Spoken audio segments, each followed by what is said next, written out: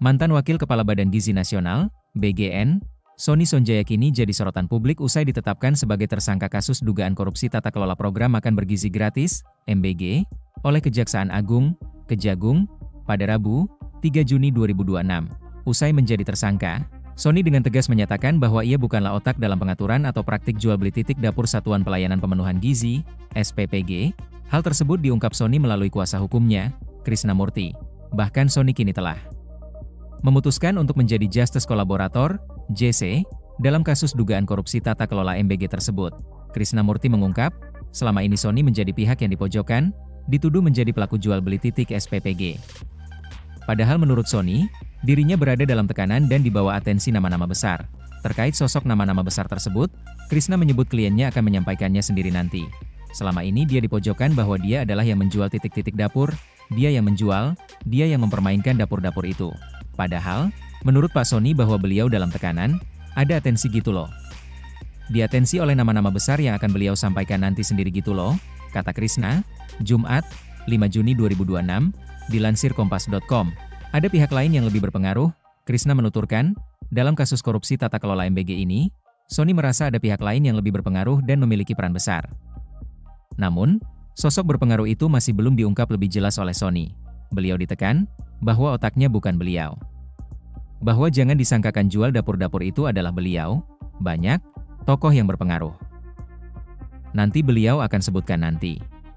Banyak tokoh-tokohnya banyak, ungkap Krisna, latar belakang inilah yang kemudian membuat Sony memilih menjadi Justice Collaborator.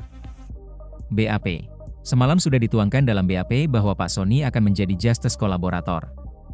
Memang beliau sampaikan sendiri kepada penyidik, imbuh Krisna, ex-wakil kepala BGN, Sony Sonjaya sempat membantah isu keterlibatannya dalam jual beli titik SPPG serta tuduhan pengadaan barang. Pernyataan itu disampaikan Sony Sonjaya dalam wawancara eksklusif dengan tribunnews.com pada Selasa, 2 Juni 2026. Malam pukul 20 WIB atau sekitar 1 jam sebelum dirinya diumumkan dicopot dari BGN. Kini, Sony Sonjaya telah ditetapkan sebagai tersangka tata kelola program makan bergizi gratis, MBG. Bersama ex-kepala BGN, Dadan Hindayana dan wakil kepala BGN lainnya, Lodewijk Pusung oleh Kejaksaan Agung RI, Kejagung. Rabu, 3 Juni 2026.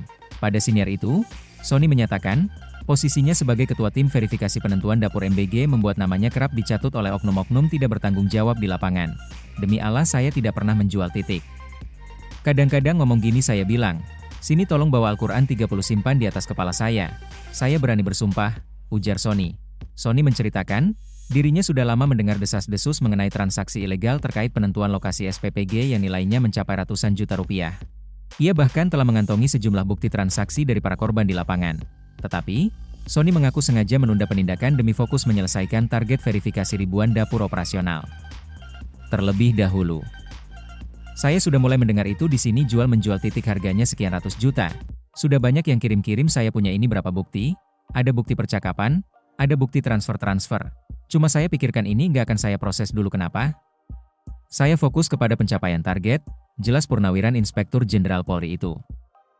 Keputusannya itu juga telah disampaikan langsung kepada penyidik Kejaksaan Agung saat pemeriksaan, pada Kamis, 4 Juni 2026, malam, dan telah dituangkan dalam berita acara pemeriksaan.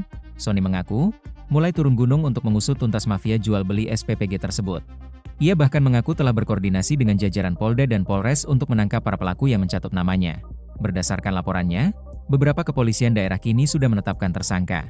Kalau sekarang kan, sudah waktunya saya turun gunung dan alhamdulillah kan tersangka-tersangka sudah mulai bermunculan. Di Jawa Barat sudah muncul 4 tersangka, kemarin saya ke Batam, Polresta Barelang mulai muncul, nah kemudian ke Mataram kemarin ada juga, ungkapnya. Ia juga menambahkan adanya temuan kasus penipuan massal oleh sebuah yayasan yang korbannya tersebar dari Jawa Barat, Jawa Timur, Bali, hingga NTT.